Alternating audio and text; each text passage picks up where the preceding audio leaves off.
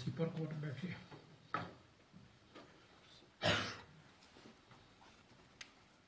کرسی ہے.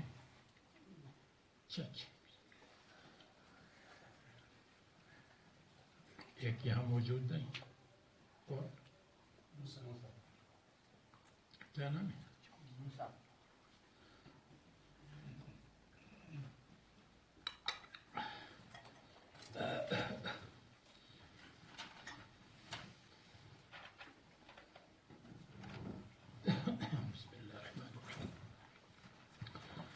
نحمده ونصلي ونسلم على رسوله الكريم وعلى آله وصحبه أجمعين. بسم الله الرحمن الرحيم. باب عرق الاستحاضة. وبه قال حدثنا إبراهيم بن المنذر الكلابي قال حدثنا معن بن عيسى عن ابن أبي ذئب عن ابن شهاب عن عروة وعن عمرة عن عائشة رضي الله تعالى عنها زوج النبي صلى الله عليه وسلم أن أم حبيبة استحيضت 7 سنين فسألت رسول الله صلى الله عليه وسلم عن ذلك فأمرها أن تغتسل فقال هذا عرق فكانت تغتسل لكل صلاة.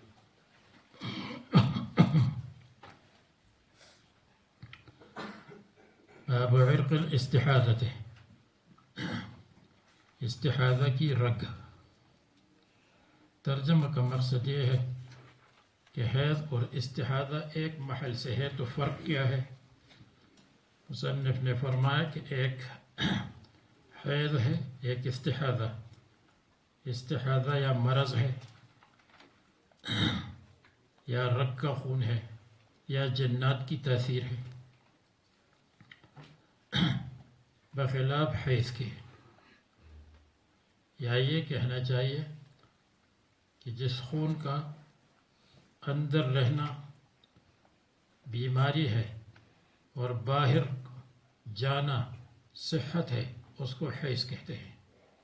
اور جس خون کا اندر رہنا بہتر ہے اور باہر نکلنا بیماری ہے اس کو استحاضہ کہتے ہیں. حیض اگر بند ہو جائے تو مصیبت. استحاضہ اگر بند نہ ہو جائے تو مصیبت.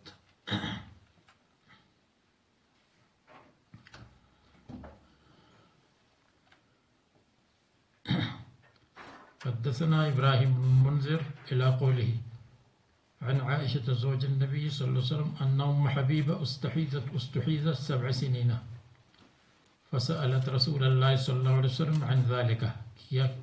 کیا کرنا چاہیے؟ فأمرها أن تغتسل فقال هذا عرق اے هذا دم عرق.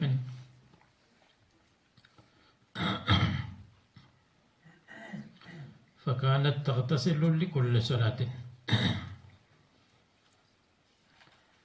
تغتسل لكل صلاة کیا مطلب؟ ہونا چاہیے ایک غسل اور پھر وضو لکل صلاة، اس لیے کہ خروج وقت کے ساتھ اس کا وضو ٹوٹ جاتا ہے. تو یہ تعویل یہ ہوگی تغتسل لکل صلاة احتیاطا، اس میں احتیاط، یا تنظیفاً تاکہ صفائی ہو، یا علاجاً یہ علاج ہے خون کو بند کرنے کے لیے، یا اجتہاداً ان کا اپنا اجتہاد تھا اگرچہ رسول اللہ صلی اللہ علیہ وسلم نے نہیں فرمایا، اور یا متحیر تھی. اور متحیر کے بارے میں آپ کو بتایا تھا، متحیرہ میں جو پہلی قسم ہے جس کو وقت معلوم نہیں، تو 3 دن حیض ہے، 7 دن غسل لکل صلاۃ ہے. جس کو عادت معلوم ہے ٹائم معلوم نہیں، تو ایام عادت کے بعد اس کے لیے غسل لکل صلاۃ ہے. اور جس کو دونوں معلوم نہیں، جیسے آخر میں بتلایا تھا، نہ ٹائم معلوم ہے نہ تعداد معلوم ہے، تو اس کے لیے 3 دن وضو لکل صلاۃ پھر غسل لکل صلاۃ. فسألت رسول اللہ صلی اللہ علیہ وسلم فأمرها فكانت تغتسل لكل صلاة. باب المرأة تحيض بعد الافاضة. یہ تو آ گیا بھائی، کہاں گئے تھے؟ کیا نام ہے آپ کا؟ کیا بتایا؟ المرأة تحیل بعد الاستفاضہ. اگر عورت کو حیض آ جائے طواف زیارت کے بعد تو پہلے صحابہ کرام کا اختلاف تھا اور بعد میں اتفاق ہوا سب کا اس پر کہ طواف وداع کو چھوڑ سکتی ہے.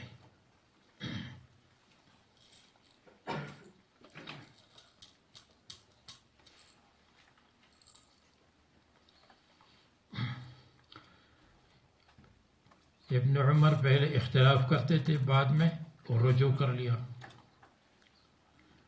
یا مصنف یہ بیان کرنا چاہتے ہیں کہ طواف وداع واجب ہے لیکن عذر کی وجہ سے ساقط، عذر حیض ہے. حدثنا عبد الله بن يوسف قال أخبرنا مالك عن عبد الله بن أبي بكر بن محمد بن عمرو بن حزم عن أبيه عن عمرة بنت عبد الرحمن عن عائشة زوج النبي صلى الله عليه وسلم أنها قالت لرسول الله صلى الله عليه وسلم يا رسول الله إن صفية بنت حيي قد حاذت. قال رسول الله صلى الله عليه وسلم لعلها تحبسنا، ممکن ہے کہ وہ ہم کو روک دے کہ طواف زیارت نہیں کیا. ألم تكن طافت معكن طواف زیارت؟ فقالوا بلا، بلکہ کیا ہے، بلا بلکہ. قال فخرجی، کوئی حرج نہیں. اب اس کے بعد اس روایت کو ذکر کرتے ہیں جس میں ابن عمر رضی اللہ عنہ پہلے ایک بات کہتے تھے، بعد میں دوسری بات. پہلے کہتے تھے کہ طواف وداع نہ چھوڑے، پھر فرمایا حائضہ چھوڑ سکتی ہے. حدثنا معل بن اسد قال حدثنا وهيب عن عبد الله بن طاووس عن أبيه عن عبد الله بن عباس قال الرخصة للحائض أن تنفر، ترجع إلى وطنها، ترجع إلى مدينتها. واپسی کے لیے تنفرہ کا لفظ استعمال کرتے ہیں تاکہ طالب علم خوش ہو جائے. تنفر سمجھ گئے؟ سنیچر کے دن طالب علم خوش ہو جائے اس لیے تنفرہ کا لفظ آیا. نفر ینفر بھاگنے کو کہتے ہیں. تو گھر واپس کرنے کی تو طالب علم کا ہم کیا کریں؟ حدیث میں جب گھر واپس کرنے کے لیے تنفرہ کا لفظ ہے تو ہم کیوں آہستہ آہستہ چلیں؟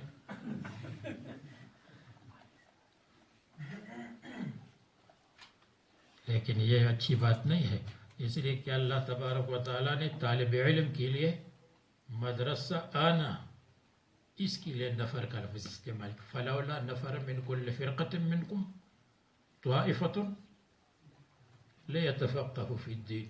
علم حاصل کرنے کے لیے طالب علم کو بھاگنا چاہیے، طالب علم کے لیے گھر بھاگنا نہیں ہے. تو اگر کسی کے دل میں شبہ ہو تو اس شبہ کا جواب آ گیا.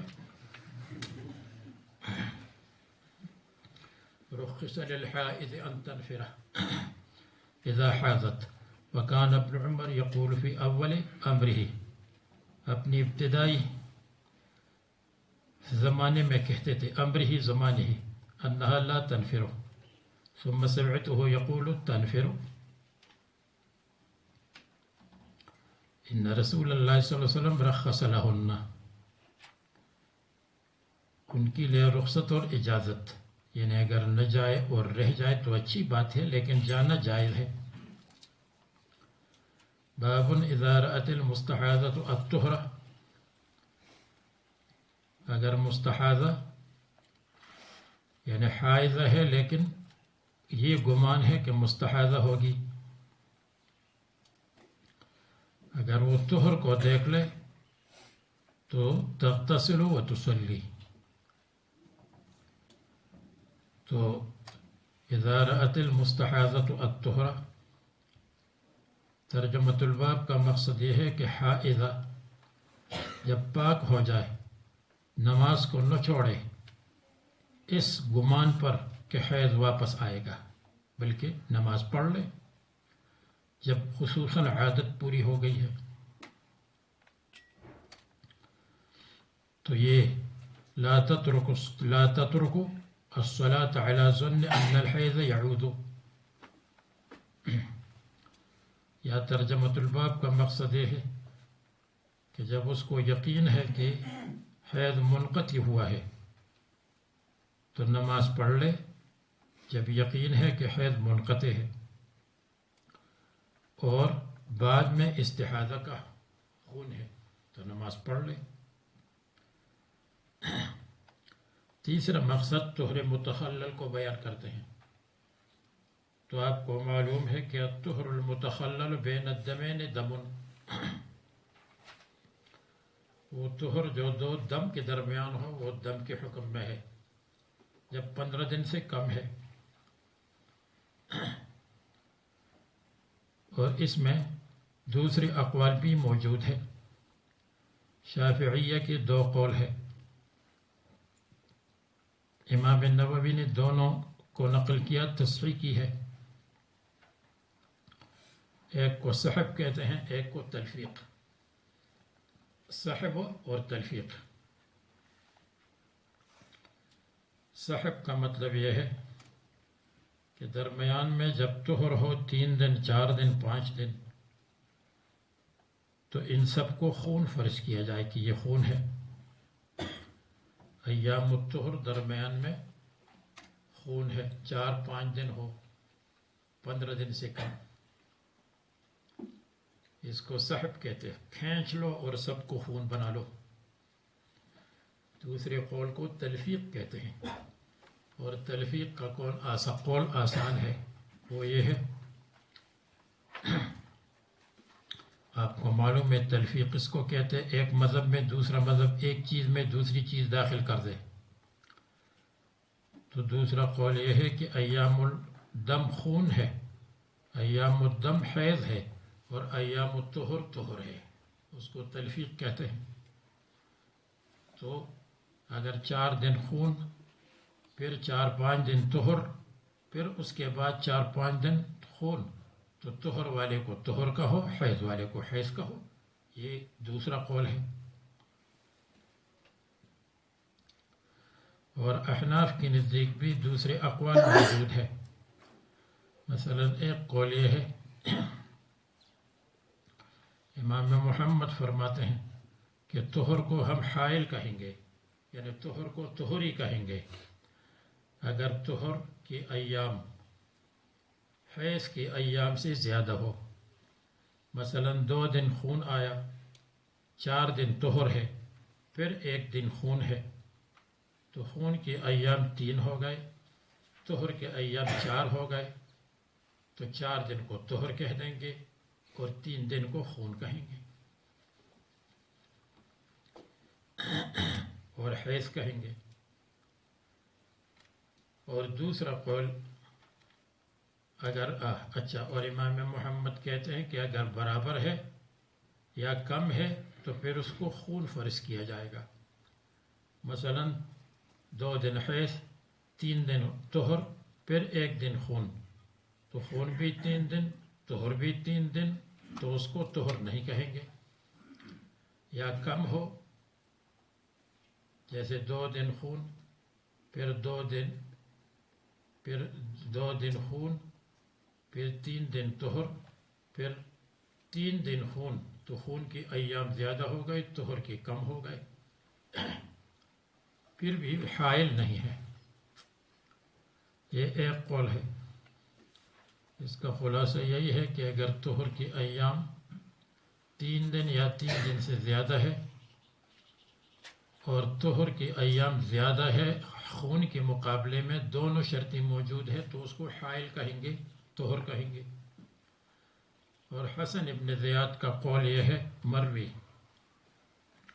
کہ اگر 3 دن درمیان میں طہر کے آ جائے تو اس کو ہم طہر کہیں گے۔ یہ شرط ضروری نہیں ہے کہ وہ زیادہ ہو یا کم ہو، زیادہ ہو یا برابر ہو، بس جب 3 دن بیچ میں طہر آ گیا تو طہر کو طہر کہو، یہ بھی ایک قول ہے۔ اور شامی نے لکھا ہے کہ ضرورت کے وقت جس قول پر بھی فتویٰ دیا جائے تو گنجائش ہوتی ہے، اور اس کی زیادہ ضرورت حج میں پڑتی ہے، اس لیے کہ حج میں بہت بڑی مشقت ہے۔ اکثر ایسا ہوتا ہے 2-3 دن حیض آیا، پھر پاک ہو گئی، 4 دن پاک رہی، پھر جب اس کو طواف کرنا پڑا، طواف زیارت ہے یا کوئی اور طواف ہے، تو اس میں اتنی مشقت ہوتی ہے کہ پھر خون جاری ہوا۔ اب اگر ہم سب کو ملا دیں گے اور ہم کہیں گے الطہر المتخلل بین الدمین دم، سب کو خون، تو سب حیض بن جائے گا۔ جب سب حیض بن گیا تو اس سے ہم کہیں گے دوبارہ طواف کرو، اور دوبارہ طواف کرنا رش کی ایام میں صعود القمر کے برابر ہے، جیسے چاند پر چڑھنا۔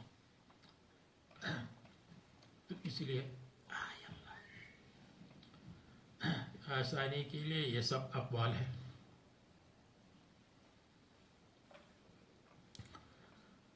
اب فرماتے ہیں قال ابن عباس فتغتسل وتصلی۔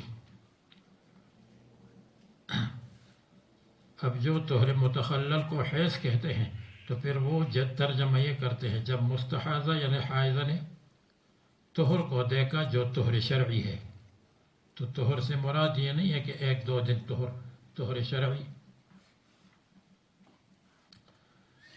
وَلَوْ سَاعَةً مِّن نَّهَارٍ، اگرچہ تھوڑی دیر ہو۔ اس سے معلوم ہو کہ طہر شرعی مراد نہیں، اگرچہ تھوڑی دیر ہو، اذا تیقنت، جب اس کو یقین ہے کہ حیض ختم ہوا۔ وَيَأْتِيهَا زَوْجُهَا، اور شوہر اس کے پاس آ سکتا ہے۔ تو ابراہیم نخعی اور امام زہری کہتے ہیں کہ مستحاضہ کے ساتھ جمع ناجائز ہے، ائمہ 4 کے نزدیک جائز ہے۔ اذا صلت، الصلاة اعظم، صلاۃ کا درجہ اونچا ہے، جب نماز پڑھے گی تو شوہر بھی آ سکتا ہے۔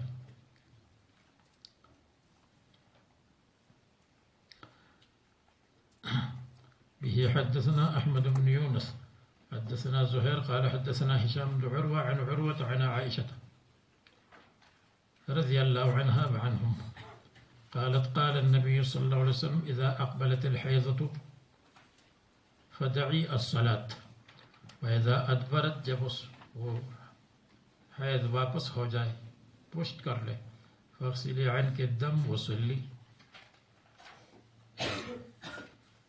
اب اس کے بعد کچھ دیر کے بعد کتاب التیمم ہے، تو کتاب التیمم کے قرب و جوار نے براعت الاختتام ہونا چاہیے، تو یہ سب براعت الاختتام کے بورڈ شروع ہو گئے۔ صلی، جنازہ بھی صلاۃ ہے، خیال رکھو جنازہ مت بھولو۔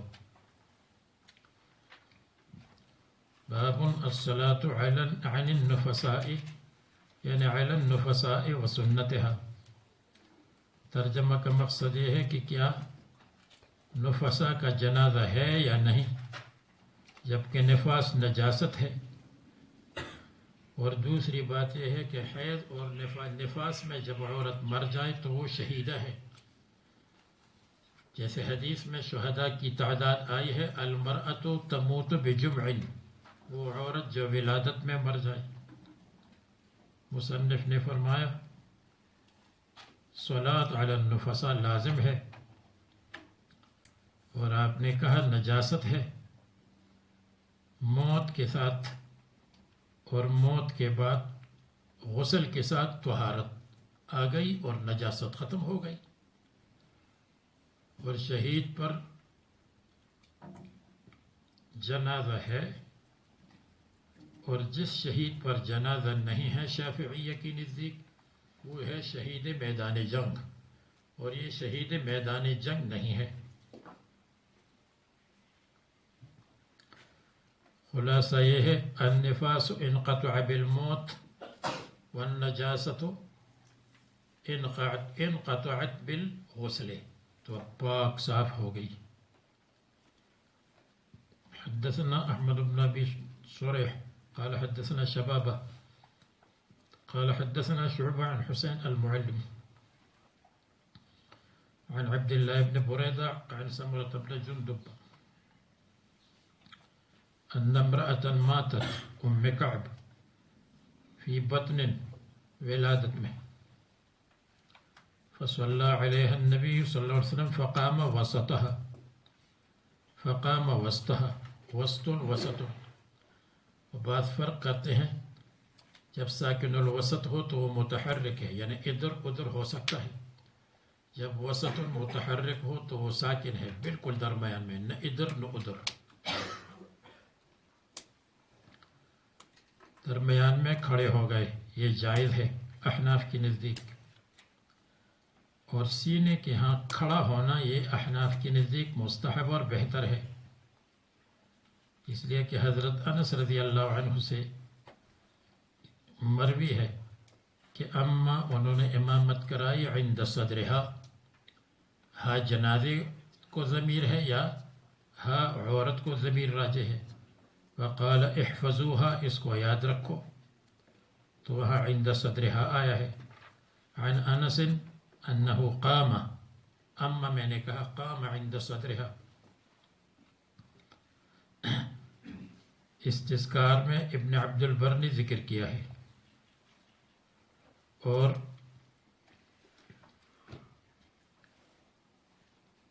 ابن مسعود رضی اللہ عنہ ابراہیم نخعی عند الصدر سینے کے پاس کھڑے ہوتے تھے. اور یہ فقام وسطہا جو آیا ہے یا بیان جواز کے لیے ہے کہ یہ جائز ہے، اور یا سینہ وسط ہے اس لیے کہ سینے سے اوپر یدین اور رأس ہے، اور سینے سے نیچے بطن ہے اور رجلین ہے، تو درمیان میں ہے سینہ. بہتر یہ ہے کہ ہم یہ کہیں کہ سینے کے پاس کھڑے ہو جائے لیکن پیٹ کی طرف مائل، پیٹ کے قریب، تو اس میں وسط بھی آیا اور سینہ بھی آ گیا. سینہ ہے اس لیے کہ سینے ہے کے قریب ہے، اور مائل ہے الی الوسط. اب اس کے بعد پڑھیے باب. باب فيه قال حدثنا الحسن بن مدرك قال حدثنا يحيى بن حماد قال اخبرنا ابو عوانة من كتابه قال اخبرنا سليمان الشيباني عن عبد الله بن شداد قال سمعت خالتي ميمونة رضي الله تعالى عنها زوج النبي صلى الله عليه وسلم انها كانت تكون حائضا لا تصلي وهي مفترشة بحذاء مسجد رسول الله صلى الله عليه وسلم وهو يصلي على خمرته اذا سجد اصابني بعض ثوبه.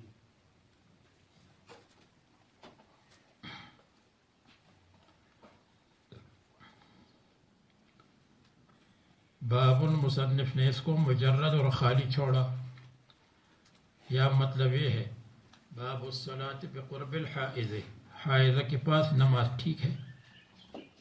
یا باب اذا مس ثوب المصلی الحائض فلا حرج، اس میں کوئی حرج نہیں. یا باب الصلاۃ علی الحائض، جیسے ما قبل میں الصلاۃ علی النفساء، اس لیے کہ حدیث میں حائضہ سامنے ہے اور رسول اللہ صلی اللہ علیہ وسلم نماز پیچھے پڑھ رہے ہیں. تو اسی طرح جنازے میں بھی جنازہ سامنے ہے حائضہ کا اور پیچھے نماز پڑھ رہے ہیں صلاۃ علی الجنازہ میں. ایک نسخے میں باب نہیں ہے، اور یا باب کل فصل ہے، ما قبل کے لیے فصل. سمعت خالتی میمونہ زوج النبی صلی اللہ علیہ وسلم انها كانت تكون حائضا لا تصلي وهي مفترشة، اور وہ لیٹی ہوئی تھی بحذاء مسجد رسول اللہ صلی اللہ علیہ وسلم،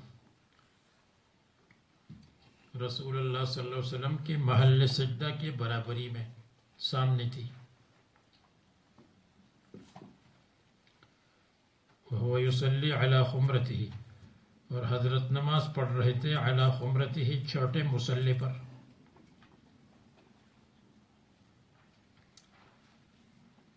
اذا سجد اصابنی بعض ثوبه، سجدے کے وقت ان کا بعض کپڑا مجھ کو لگتا تھا.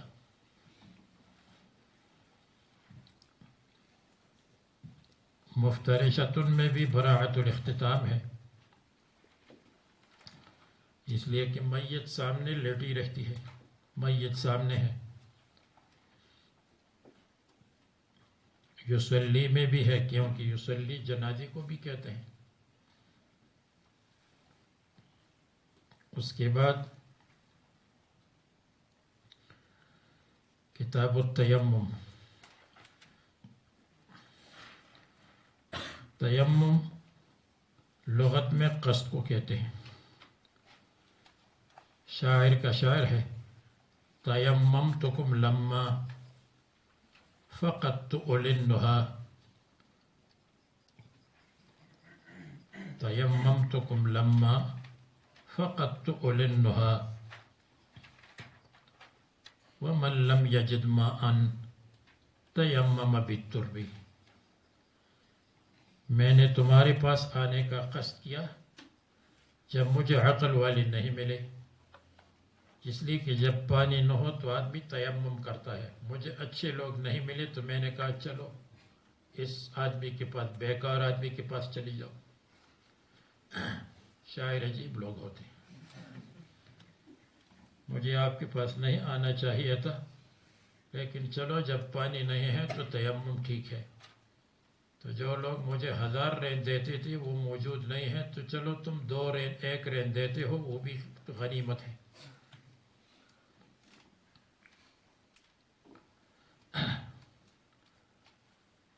اب یہ تیمم قائم مقام وضو ہے۔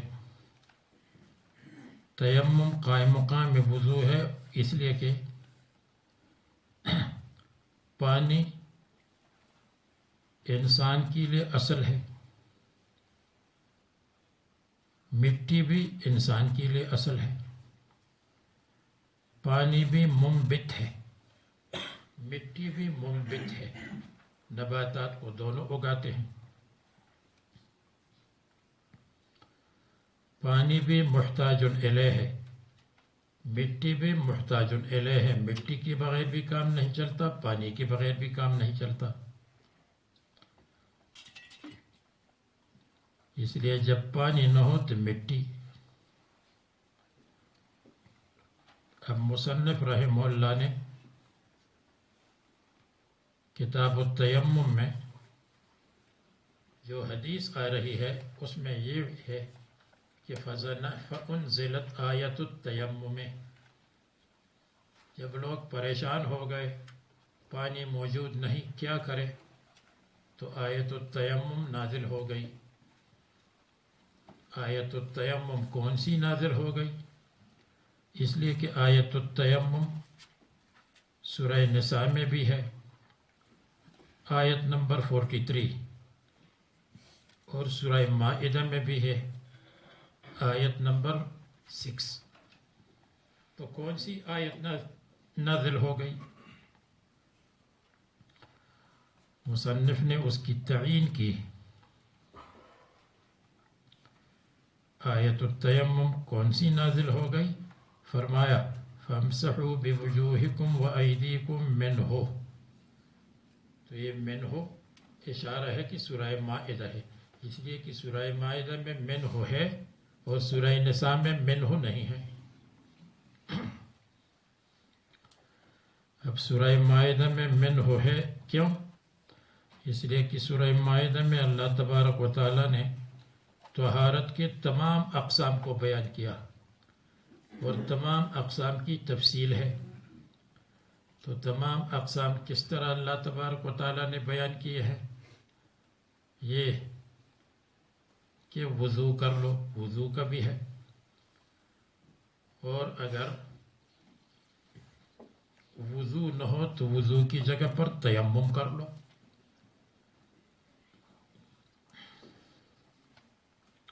او جاء احد منکم من الغائط تو فتیمموا،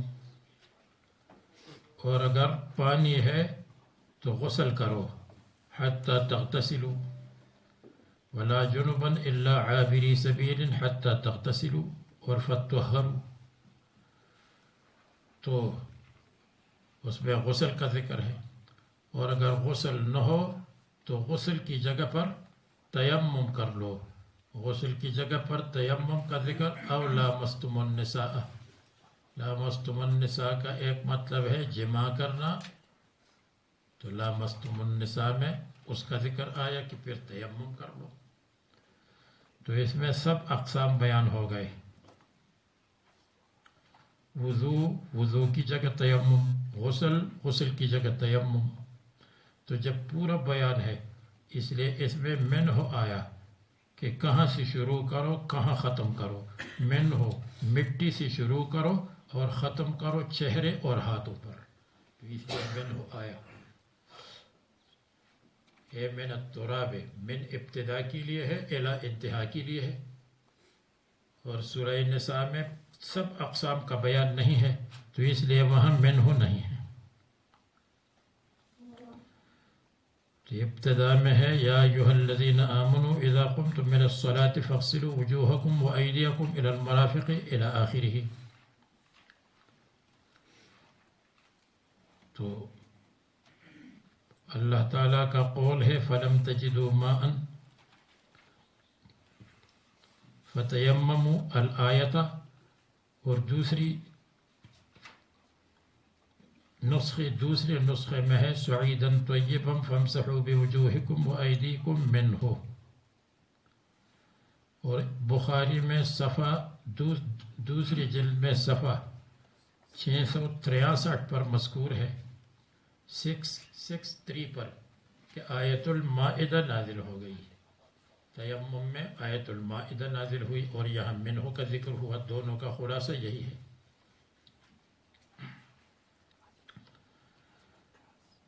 اب جب آیت المائدہ نازل ہوئی تو یہاں پر اشکال یہ ہے کہ سورہ نساء سورہ مائدہ سے پہلے نازل ہوئی ہے، اس لیے کہ سورہ نساء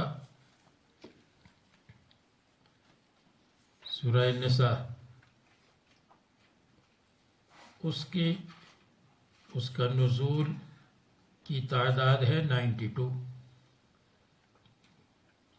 اور سورہ مائدہ جو سورت ہے اس کا عدد اور اس کی تعداد ہے 112۔ تو سورہ نساء پہلے نازل ہوئی۔ اب جب سورہ نساء پہلے نازل ہوئی تو اشکال یہ ہے کہ جب آیت تیمم یعنی سورہ مائدہ کی آیت نازل ہوئی تو اس سے پہلے سورہ نساء کی آیت موجود تھی جس میں تیمم کا حکم تھا، تو پھر یہاں جب حضرت عائشہ کا ہار گم ہوا اور سب لوگ پریشان تھے کہ اب کیا کریں گے، پانی نہیں ہے، تو کیوں پریشان تھے؟ جب سورہ مائدہ سے پہلے سورہ نساء کی آیت نازل ہوئی اور سورہ نساء کی آیت میں تیمم کا ذکر ہے، صرف منہ نہیں، باقی تیمم کا ذکر ہے، تو پھر پریشانی کیوں ہوئی؟ وہ پریشانی جو آنے والی حدیث میں ہے۔ اس کے متعدد جوابات، ایک جواب یہ ہے کہ سورہ نساء میں یہاں تک سورہ نساء کی آیت تھی، یہ تھا کہ او عابری سبیل حتی تغتسلوا تک تھا، آگے نازل نہیں ہوئی تھی آیت، یعنی اس میں تغتسلوا تک کا حکم تھا۔ پھر جب تیمم کا ذکر اس میں نہیں تھا اور پھر بنی مستلق میں پریشان ہو گئے صحابہ کرام کہ اب کیا کریں گے جب پانی نہیں، اگر کہ سورہ نساء کی آیت موجود ہے لیکن اس میں تغتسلوا تک ہے، تو اس وقت اللہ تبارک و تعالیٰ نے آیت التیمم کو نازل کیا، اور جب آیت تیمم نازل ہوئی تو پھر آیت تیمم کے اس حصے کو کہ فَإِن لَمْ تَجِدُوا مَاءً فَتَيَمَّمُوا صَعِيدًا طَيِّبًا فَامْسَحُوا بِوُجُوهِكُمْ وَأَيْدِيكُمْ، اس کو سورہ نساء کا بھی جز بنایا گیا بعد میں۔ شروع میں سورہ نساء میں یہ نہیں تھا، بعد میں سورہ نساء کا جز بنایا گیا تاکہ کوئی یہ نہ کہے کہ سورہ نساء پڑھتے وقت کوئی کہے کہ تیمم منسوخ ہو گیا ہے، منسوخ نہیں ہے، وہ موجود ہے۔ اور اس کی مثال اور نظیر ایسی ہے کہ جیسے حتیٰ یتبین لکم الخیط الابیض من الخیط الاسود من الفجر نازل نہیں ہوئی تھی. پھر جب بعض صحابہ کرام کو غلط فہمی ہو گئی اور انہوں نے اپنے تکیے کے نیچے رسی رکھی تو اس کے بعد اللہ تعالیٰ نے من الفجر کو دفع شبہ کے لیے نازل فرمایا. تو یہ جواب اچھا ہے، لیکن من الفجر میں یہ بات ثابت ہے کہ من الفجر پہلے نہیں تھی، بعد میں آ گئی. اور سورہ نساء میں جو فَإِن لَّمْ تَجِدُوا مَاءً فَتَيَمَّمُوا صَعِيدًا طَيِّبًا، اس کے بارے میں کسی روایت میں نہیں آیا کہ پہلے موجود نہیں تھی بعد میں اضافہ کیا گیا. بس اتنا فرق ہے، من الفجر میں موجود، من الفجر کے اندر یہ حدیث میں موجود ہے کہ پہلے نہیں تھی بعد میں آ گئی، اور سورہ نساء کے اس ٹکڑے کے بارے میں نہیں.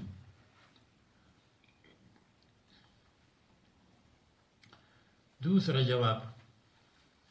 جواب یہ ہے کہ سورہ نساء بھی موجود تھی، اس کے اندر تیمم کا حکم بھی موجود تھا، لیکن سورہ مائدہ میں جب صحابہ کرام پریشان ہوئے تو پریشانی اس وجہ سے تھی کہ معمولی چیز حضرت عائشہ کا ہار جو 12 درہم کا تھا، اس کی تلاش کرنے میں لوگ لگ گئے اور دیر ہو گئی اور پانی تک نہیں پہنچے.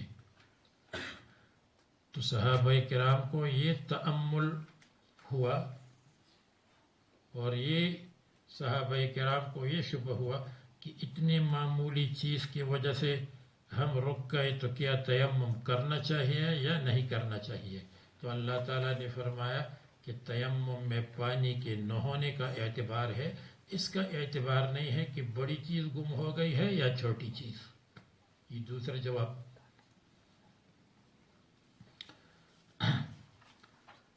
تیسرا جواب یہ ہے کہ سورہ مائدہ میں تحیر کا ذکر ہے کہ لوگ حیران ہو گئے کیا کریں، اور تحیر کا یہ مطلب نہیں ہے کہ تیمم کا وجود نہیں تھا، تیمم تھا لیکن اس کے باوجود لوگ پریشان ہو گئے. ممکن ہے کہ پانی قریب میں موجود ہو، ممکن ہے کہ بارش ہو جائے، تو اگر پانی نہیں ہے تو پھر بھی آدمی وضو کے لیے پریشان رہتا ہے، ممکن ہے کہ پانی ہمیں مل جائے.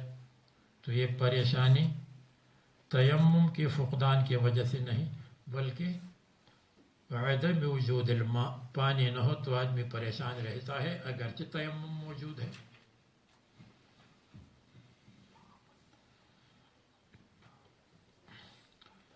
اور تیمم کا حکم چونکہ خلاف القیاس ہے، اس لیے خلاف القیاس ہے کہ مٹی بظاہر ملوث ہے لیکن اس کو مطہر قرار دیا، اس لیے اللہ تعالیٰ نے آیت کو مکرر نازل فرمایا. جو چیز خلاف القیاس ہو، لوگوں کی سمجھ میں نہیں آتی تو اس کو مکرر کر دیا. فرماتے ہیں قال اللہ عز وجل فلم تجدوا آیة فلم تجدوا ماء فتیمموا الآیت اقرأ الآیت الى آخرها. ایک نسخہ. دوسرا نسخہ صعیدا طیبا فامسحوا بوجوہکم وایدیکم منہ. اب اس کے بعد پھر حدیث ہے، اور حدیث میں تیمم کی نزول کا ذکر ہے. اس میں جب آپ ورق کو الٹتے ہیں، ورق الٹو تو اس میں بعض اسفار کا ذکر ہے کہ غزوہ بنی مصطلق اور غزوہ مریسی جس میں قصۃ الافق واقع ہوا تھا. یہ بات صحیح نہیں ہے، اس لیے کہ قصۃ الافق وہ الگ واقعہ میں ہے اور یہ تیمم دوسرے واقعہ میں ہے، یہ الگ الگ واقعات ہیں. یہ دونوں ایک غزوہ نہیں ہے. ایک غزوہ ذات الرقاع ہے اور ایک غزوہ بنی مصطلق ہے. غزوہ بنی مصطلق اس میں ہار گم ہوا تھا، اور قصۃ الافق واقع ہوا تھا قصۃ الافق، تو وہ الگ ہے، اس لیے کہ اسی روایت میں آتا ہے ما ہی بأول برکتکم، یہ آپ کی سب سے پہلی برکت نہیں، یعنی اس سے پہلے واقعات الافق میں آپ کی وجہ سے 13 آیتیں اللہ تعالیٰ نے نازل فرمائی، معلوم ہوا وہ الگ ہے، یہ الگ واقعہ ہے۔ دوسری روایت میں آتا ہے کہ خرجت مع رسول اللہ صلی اللہ علیہ وسلم فی غزوۃ اخری، دوسری جہاد میں نکلی تو ہار گم ہوا، معلوم ہوا کہ ہار گم ہونے کا واقعہ جو واقعہ افق ہے وہ الگ ہے اور یہاں الگ ہے، اس لیے فی غزوۃ اخری آیا۔ تیسری بات یہ ہے کہ ابو ہریرہ فرماتے ہیں جب آیت التیمم نازل ہوئی تو مجھے معلوم نہیں کہ میں کیا کروں، معلوم ہوا کہ یہ جو آیت التیمم نازل ہوئی غزوہ ذات الرقاع میں، یہ ابو ہریرہ کے اسلام کے بعد ہے، اور غزوہ مریسیع ابو ہریرہ کی اسلام سے پہلے ہے، تو یہ دونوں الگ الگ ہیں، اس لیے کہ حضرت ابو ہریرہ خیبر میں مسلمان ہوئے، خیبر کے موقع پر، اور حضرت ابو بکر صدیق نے حضرت عائشہ سے فرمایا فی کل سفرۃ تکونین عناء علی الناس، ہر سفر میں آپ لوگوں کے لیے مشقت بنتی ہیں، معلوم ہوا کہ پہلے سفر میں جو واقعہ افق ہوا تھا اس میں بھی باعث مشقت بن گئی اور اس میں بھی باعث مشقت، تو یہ دونوں الگ الگ ہے، ایک نہیں۔